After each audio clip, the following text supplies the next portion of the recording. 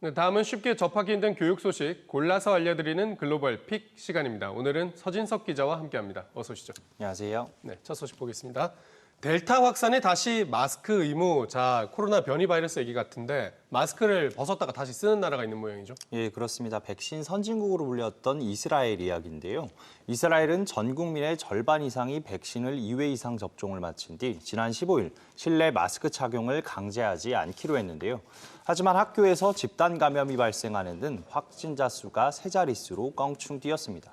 인도에서 시작된 변이 바이러스인 델타 바이러스가 원인으로 지목되는 건데요.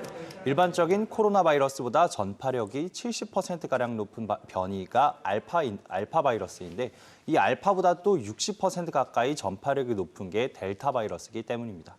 결국 이스라엘 정부는 어린이와 장애인 등 마스크를 쓰기 어려운 일부를 제외한 모든 국민에 대한 마스크 착용을 다시 의무화했습니다. 백신 접종하고 나서 코로나가 한풀 꺾일 줄 알았더니 델타가 지금 변수가 되고 있네요. 이게 그럼 이스라엘만의 문제는 아니겠습니다. 예, 그렇습니다. 영국의 신규 확진자의 99%가 델타 바이러스에 의한 감염이란 분석도 있고요. 세계보건기구 WHO도 최근 백신 접종만으론 안전하지 않다며 마스크 착용과 거리 두기 등 방역 수칙이 중요하다고 다시 한번 강조했습니다. 또 백신 접종만으로 지역사회 전파를 막을 수 없다면서 마스크 의무화 조치를 해제한 일부 국가에 경고의 메시지를 보내기도 했습니다.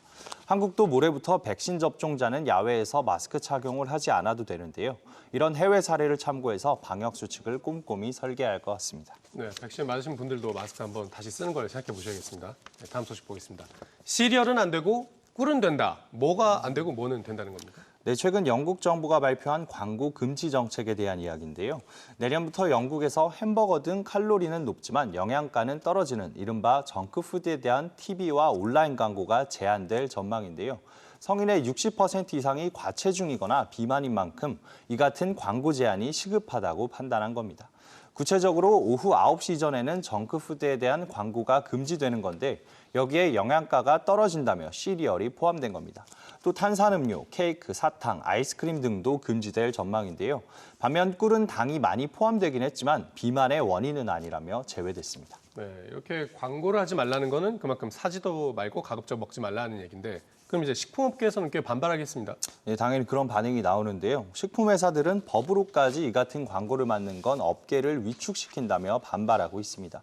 영국 정부는 회사의 규모에 따라 정책을 달리 적용하겠다고 밝혔는데요. 250인 미만의 기업, 예를 들어 지역에서 운영하는 카레 전문점에까지 이런 법을 적용하지는 않겠다는 건데요.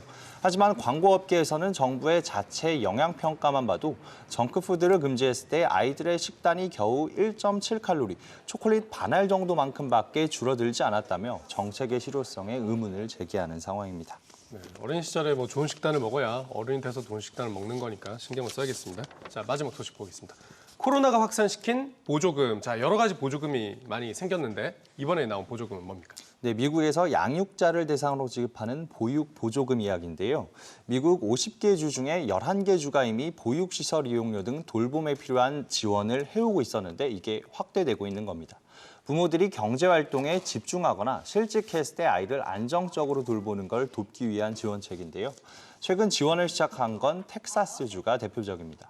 기존에는 경제활동을 하고 있는 양육자에게만 보조금이 지급됐었는데 이제는 구직활동을 하는 양육자에게까지로 지원을 확대했습니다. 또 오클라호마주도 최대 60일까지 구직활동을 하는 부모에게 보조금을 주고 있는데요. 미국 상공회의소 역시 이 같은 보조금 지급이 필요하다면서 경기부양책에 쓰일 1조 9천억 달러 중 일부를 이런 보조금에 사용해야 한다고 촉구했습니다. 네, 필요한 사람에게 필요한 돈이 갔으면 좋겠습니다. 서진석 기자, 수고했습니다.